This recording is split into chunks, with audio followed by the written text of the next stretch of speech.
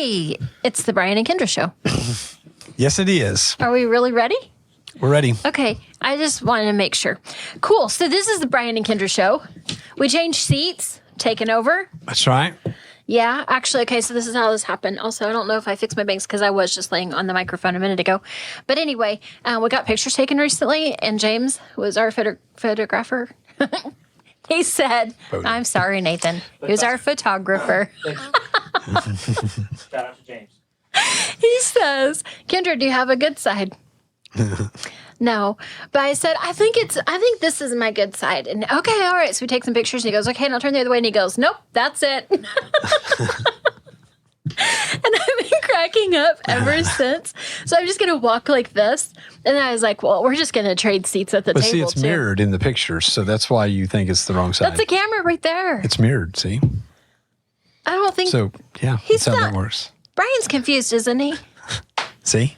Just like I said. It looks like me. Yeah. I mean, Both sides look just like you. I was trying to figure out, okay, so now we've looked at the proofs and I'm like, so which one is my good side? They're The all mirrored me. proof. I don't know what makes me laugh. Okay, I just think it's funny. Regardless, it doesn't matter. We appreciate all of our awesome local talent. I love that we have our own local talent in the office. One of the, oh, yes, I'm sorry. I meant to say his name. You don't have to. Nathan. No, Nathan does such a great job Waiting for who us. he was talking about, but You're going to pay for that later. he's going to put a big wart on the side of my face in the video. That's right. That's right. But he's going to smooth out my, what was this called? The one up here, this wrinkle, the 11s. He's going to smooth out my 11s and go ahead and unpack some of my baggage for me, but you're going to have extra warts. He's going to just move them Cool. over. Yeah. Anyway, I'm trying to think of the specific scenario, but I cannot come up with it. But one of our sellers the other day was like, wow, my pictures are amazing. And I'm like, I know. Because Nathan is really, really good at what he does. And we're thankful that we have him on our team. So you can pay me later. Anyway, so what else we got going on? I don't even know what today is. It's April something-ish. It's almost tax season, Yeah. Yeah. so get ready for that. Oh, gosh. I better get a move on it. I know. Because my precious I started husband mine, and I thought I said- got all this done, and then I just put it in a folder, and then yeah.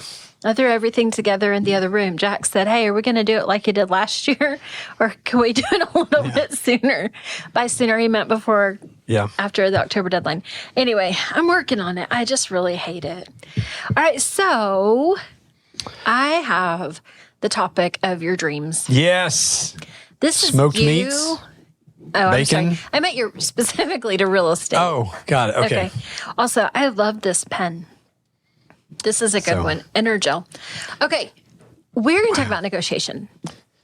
When you hire an ADHD person to negotiate for you, Oh, man. we talk about their ink pen, and we derail into smoked meats, but it's all part of the deal. It's all part of the deal. It's We tend to be able to come right back to where we're angle. supposed It's to. a distraction tactic. Yeah, that's what it is. We do it on purpose. We do it on purpose. It's never an What are we accident. doing on purpose again? What are we talking about today? Right. So squirrels, by the way, Okay. we found the thing that we think is going to work for the gophers in the backyard, but I'm going to hold off on that cat? one until after we try it out. No, that's weird. You would say that to me. I forget mine. So my dog is hunting them. We're going to talk about this a different time. Okay. Yeah, my dog definitely hunts the moles. She just can't catch them. 8 rules for negotiating your offer and getting that house. Now, Sweet. let me just rewind. We're probably not going to really make it to all 8 because I never do. Right. Okay, but this is kind of your game. This is like your it. game.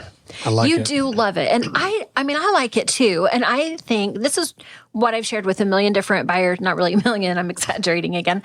This is what I've shared with a number of people. Like when we're doing this for our customers, I'm in it to win it. I'm going to do my best and I'm going to try hard to do what we can to help you get the deal that you want done, right? Yes. I don't necessarily negotiate well for myself, specifically my paycheck. I mean, like, really, do you ever think back to that the night you said, what do you need? And I was like, well, all I need is blah, blah, blah. And then later I'm like, what is wrong with me? I Good know thing I didn't better. hold you to that. I know. It's a good thing you didn't hold me to that. Much appreciated. Dang it. I don't know. I've cracked up about that a million different times because it is different whenever we are working on a transaction for a different person than ourselves. Yes. I feel like I negotiate way better for somebody else than I do myself. I think that we probably do. But I want to pause you.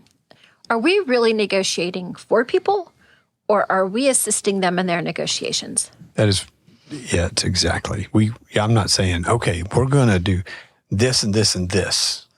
Usually we educate. This is how we see the negotiations going. This is what we see people do. Where do you want to be? Here's how you should get there. Let's try this. I wanted to hit that first because I think a lot of people, like, I don't know how many times I've heard a buyer say, okay, get that done for me. Well, I can't actually negotiate for you. You are negotiating for yourself. Yeah. I am helping to facilitate that negotiation process for you. And I'm going to do that as the third party who doesn't get their feelings hurt, because that's what happens, I think, when we negotiate for ourselves, is our feelings get involved and we get too amped up this way or this way, and then things don't always go the way that we intend for them to. So my feelings, I'm afraid I don't want to upset somebody else, so then I might give a little bit more than I should have. I'm sorry, I just stabbed you. Yeah. And so I think that that's important, that people understand. You guys are the boss. We're going to facilitate the negotiations. Do you agree with that? Yes. Okay, number one, that's done. It's not even on the page. I just wanted to get there. I want to talk about pre-negotiations. Yes. Okay, so I hear a lot of pre-negotiations all around me. And I'm talking about when it's not on paper yet, yes. and an agent will call and say, what do you think about this? And there's a whole lot of back and forth and back and forth and back and forth. I'm not a fan. And you do this. Like, I'm not picking. This is not like, oh my gosh, people are like, oh God, she's getting on to him on the radio. I'm not. I think some of this comes from personality differences. And this is where we're a little, one of the ways that we're a little different in our personalities. I think pre-negotiation, I think it can get you off on the wrong foot. I prefer the way that I believe that our real estate contract is designed, and the way that we do real estate with submitting a written offer on the contract, because then there's nothing that gets left out and nothing that gets confused. It's black and white what the offer is, so that the seller can then be prepared, know what they're in for, and then come back with a negotiation or not.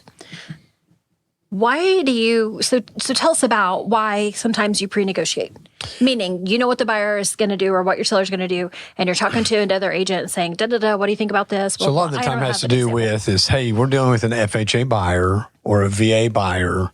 The house is going to need repairs. So I want to make sure that we don't have to come back and renegotiate in the middle of the contract. Sure. So,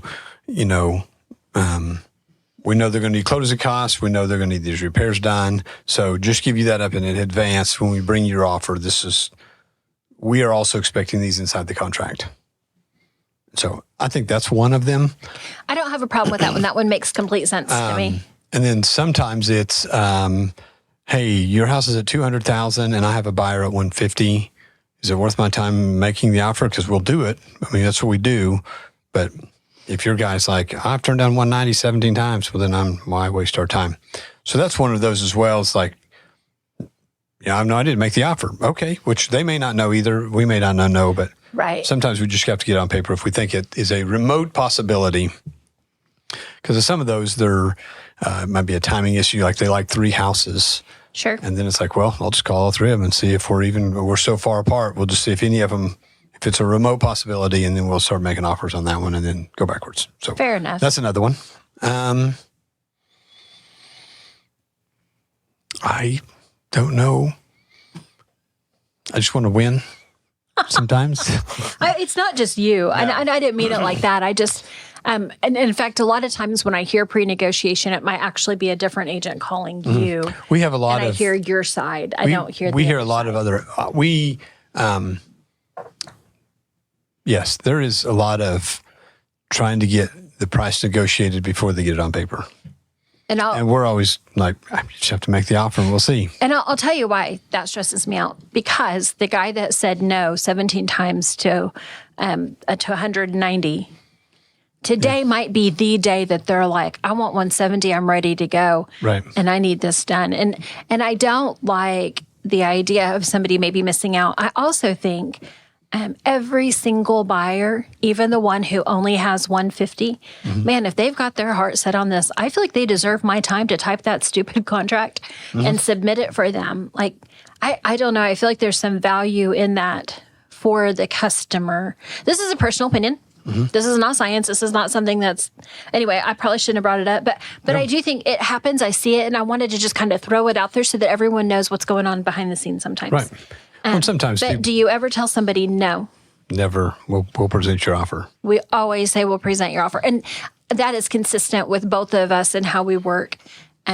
And again, that whole idea of, well, so far they've rejected offers higher than that, but go ahead, get it in writing. We want to get it submitted. Yep. That's what we There's say. not very often we don't present an offer. I've never noticed not present an offer. If it's in writing, we have to. I'm saying present an offer. If somebody's like, well, you think they'll, if you're thinking it, we're going to try it. Yes.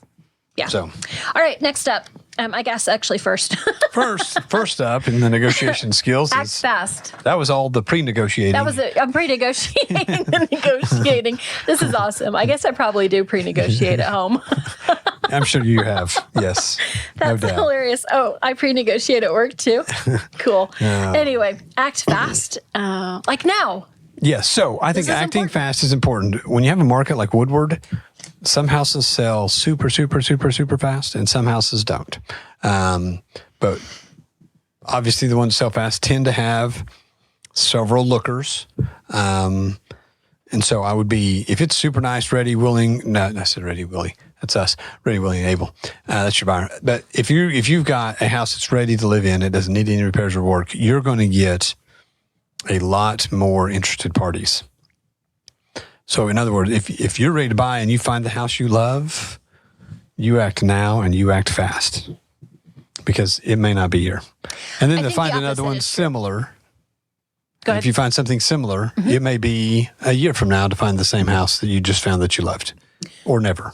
So the opposite as the seller. I think the seller also, because we often think of buyers as being the ones negotiating, but sellers are negotiating back to the buyer. Yes. I think a seller also has should act fast. Cause for expedience, because you wait too long and drag your feet too long, and your buyer's going to rescind their offer and move on to the next thing. And get angry.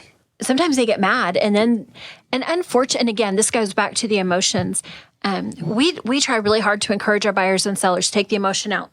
This is no longer mama's home. This is no longer the house you grew up in, whatever the case is. I'm going back to the things I've heard my family say. Because homes are emotional to us. We got to remove all of that. So we've got to make a quick decision, even on the seller side. If a buyer feels put off, they're going to keep shopping. Yes. They're going to keep shopping. They can just rescind their offer and move right on to the next one. And we don't want that. Or they just dig their feet in the dirt and they're like, I'm not moving. I mean, they just get a little mulish. Yep. And here we are. So, okay, act fast like now. Now. Number 2. Raise your price. This is talking to the buyer. See, because sellers try this all the time. Yeah. So the buyer is raising your price. So there is a strategy about making your offers. There's a lot of just basic standard negotiation school skills that people use to negotiate. Like, let's meet in the middle. I'll offer you 150. You offer me 200. I want to meet at 175. We see that a lot. And there's some other negotiation tactics. Some people want to negotiate because they love the negotiation. So they want to, they may whittle you down over $500 just so they can be the last one that makes the offer. I want them to pay my price. I don't want to take their price. So you get those so this is one of those deals is, I'm kind of jumping around, but you raise your price as a buyer. You want to make sure you kind of, what you're willing to give for the property. Right. So you make your offer kind of based on that, depending on obviously where the sale price is. Again, sometimes we don't know how to negotiate till we get the offer back from the seller. Mm-hmm. And so then we got to be strategic about how we're going to play it to get you to where you want to be. What I've noticed lately is that very few people want to negotiate. So you make your offer as good as you can make it and just stick to it. You want me to tell my story? Yes. Okay. So I sat at closing one time with a couple that they had made an offer on a different property previously. And it ended up being a multiple offer situation. And so they had made their offer. The other guy made his offer. It came back and said, present your best and highest. We presented our best and highest. And we lost. We lost this property. I was also on the listing side, so I could see everything happening, but was, of course, using ethics and honesty and wasn't sharing any information I couldn't share. And so my buyers lost their offer, and we had to move on. So we find a different property. They buy it. We get to the closing table, and he sits across from me, and he says, I feel like if I had offered $500 more, I could have had that property. And I was like, if you'd have offered $150 more, you'd have had that property. Like it came down to $100 difference on that house. And it made me sick to my stomach. Mm-hmm. But you can't say anything. No. Like you can't say, I saw the other offer and you got to increase. You can't do that. Like they do their offer, the other guy submits his offer, and everybody's done. But man, it really upset me. And I learned, like, that was a long time ago. That was like, that was within my first 4 years of real estate probably. Mm-hmm. And I remember immediately I knew when people say, what do I need to do? I don't want to lose this, but I also want the best deal. Then my response now is, you make whatever offer that if you lose it, you'll say, well, I did my best. I couldn't have done any better. Yes. And then we move on and we find the right one. Yeah. Man, because that hurt me for them. Oh, man. And they were investors. It wasn't like it was a family with like 17 kids. But still, like, I wanted them to win. Yeah. So we had something similar just recently. We had a customer come in and buy a house to live in. Made an offer. They didn't negotiate. The seller didn't negotiate hardly at all. But we had discussed what the price was on the property. It's like a foreclosed home. And I kept telling the guy, I think the house is worth way more than they're asking. Way more than they're asking. But he still made an offer less than asking price. They countered. He came in and wanted to negotiate again. And I said, you realize if you sign this, it's over. And you own it, but if you counter, the other 5 or 6 or 12 people that are looking at the property will now have a shot. Of course, he immediately signed it. And then a few days later, another agent said, yeah, we presented an offer and we knew you had the buyer. So we offered more than asking price because that's what you always do on foreclosures, which is not true. But well, and what really was ironic with that one is almost every other foreclosure company will negotiate with, we have multiple offers, present your best and highest. Mm-hmm. And this one didn't. Did not. Like, but we also had family owner occupancy. Yes. And I think that makes a difference too. So when we come back to negotiation and we look at the different terms, terms sometimes are as big of a deal as the price is. Yep. So what is it exactly that you're asking for and what are you willing to contribute? So the next thing on my list, and this is one that we talked about recently, another person that you work super closely with was writing a cash offer. And I said, what's your earnest money? He said, I don't know. So I put it as a little over 1% of the asking price because I know that looks really good. And it shows that buyer is so sincere. I really intend to make this all the way to closing. I might do inspections, yes, and I have the opportunity to be out, but I'm not here kicking tires. I'm not trying to find out what you're going to do or what you're not going to do. I really want to buy this property, and I'm willing to show you by putting, for that, this time it was a sizable amount of money. Yep. But I know it's the right thing. So it's the same way in Wichita. I partly won that one because of the same thing. I put in 5% down as earnest money. So it's an $165,000 house. So I put $8,000 down as earnest money, which then my agent's like, we can't do that. I'm like, what do you mean you can't do that? Why? And so we had to train him a little bit. Oh, how that was funny. part of the reason. He said, no, just do 1,000. I'm like, no, I'm going to do, or 1%. I'm like, no, I want him to know I'm here to buy this sucker. And here's the thing. I mean, if you have any amount of a down payment, it all goes to that anyway. It doesn't hurt to make a higher earnest money offer because it's just going to be a credit on your settlement statement anyway. Now, if you find something in the contract that you need to back out for, you can get the earnest money back. Right. If you want to back out non-contractually, then they can sue you or keep up to 5%. So next step is let go of a few of your contingencies. Oof. So this one is not my favorite one to talk about because really here's the contingencies you can give up. You can give up the contingency to sell your current property. Maybe. You can give up the contingency to get a loan. maybe Maybe. you can give up the contingency to do your inspections. Eek. Eek. Not recommended. No. So, I mean, this one is harder to do. This one is way harder to encourage you to give up some of your contingencies because a lot of them are there for a reason. I mean, if you need a loan to buy your house, you need the contingency to complete your loan. If your loan is FHA, you need to be upfront and honest that that's what it is. Sometimes we can't release our contingencies. So then we just want to make sure that they are the strongest contingency, the strongest support of the contingency. So if your contingency is to get a loan, get a full pre-approval letter where the lender's able to say, I've looked at his credit. He's got good credit. I've looked at his income. I've reviewed everything. We have a buyer right now that is so qualified. All we need is a house. We need a house, clear market, double title, and a good appraisal, and they're ready to go. They personally are so strongly pre-approved with their lender. They've already been through the underwriting process. They just need the property, the appraisal, and the title work. If you have a loan, you want to be that prepared. Absolutely. That helps to make your contingency of a loan look really, really, really good. If you have to sell your house first, make sure it's on the market. Make sure it's being marketed. If you already have a contract on it, you look even better. So there's ways to make your contingencies look better and stronger, even if you still have to have them. Right. All right, next. So, and that's deal. Yeah. So back to contingencies. Arrest you? We've done that several times in my life, but it's just a risk versus reward situation. Yes. And so I've risked it and I've unrewarded a few times. Yes. I've been penalized. Meaning punished. inspections. Because I missed some things. But All right. But so here's the deal with our buyers. You guys have the opportunity to tell us, no, we don't want inspections. right. I will gonna flat highly out make encourage it. you say, I do not want inspections because I think they're so very important. I will just keep asking, what about, until you say, I'm not going to do them. Quit bothering me. Yeah.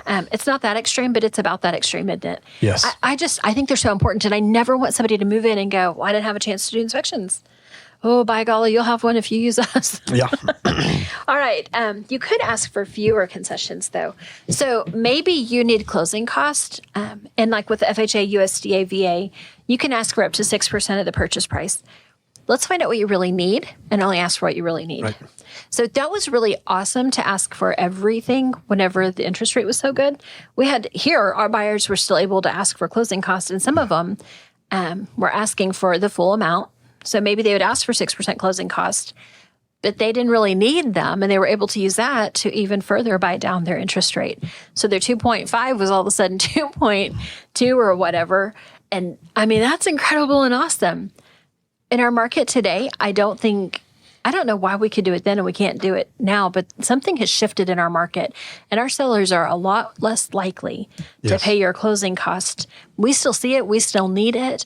But man, they're almost asking for an itemized sheet of what the closing costs look like for the buyer.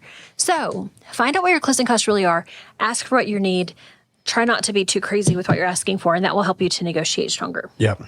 And so the other thing is know when to walk. This one's a hard one.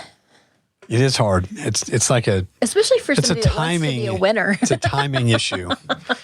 Like if you're running out of time. Right? Type running out of time issue.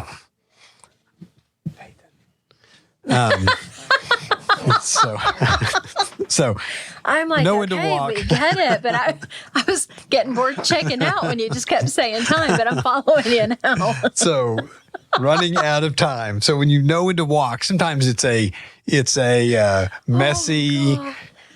There's too many things. There's too many hurdles. Right. You're pushing the limits of your money. You're pushing the limits of your time. You're pushing the limits of all of your things. Sometimes it's just like, okay, maybe this isn't the right one. Know when to walk. And sometimes walking away, give it a breather. Mm-hmm. The buyer or the seller may come back and say, you know what? We've recalculated. We can take that offer. And I've actually seen that happen more often probably in a contract than before the contract. I'm thinking back to when some years ago, I wasn't working with you yet. I had I think I had the buyer and Hugh Lively had the seller.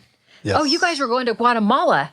Yes, that's what it was. Yeah, and he had just started. Do you remember that? Yes. Yeah, that was crazy. Okay, anyway, definitely I wasn't working with you yet, but my daughter was on that mission trip with you. Okay, so here's what happened. We were in the middle of the contract. So negotiations happen again in the middle of the contract whenever you do your inspections. And so I think this is valuable and important. We negotiated the repairs for that because there were a couple of things that my buyer felt were so significant. They were really, really concerned to proceed without assistance from that seller. And it got to the point finally they said, Kendra, we're sorry. We hate to do this, but we cannot in good conscience buy this house knowing this, that, and the other combined with the amount that we've already agreed to pay. It doesn't all add up anymore. And we had to release the contract. And maybe a month later, Hugh comes back and he goes, okay, let's get her done. Yep. And we were able finally then to meet where we needed to with some extra repairs and the correct purchase price and all the different things. So my buyers demonstrated that. They knew when it was time to walk. We're at our max. We can't do anymore. We don't like it. This was our dream home. We were so happy.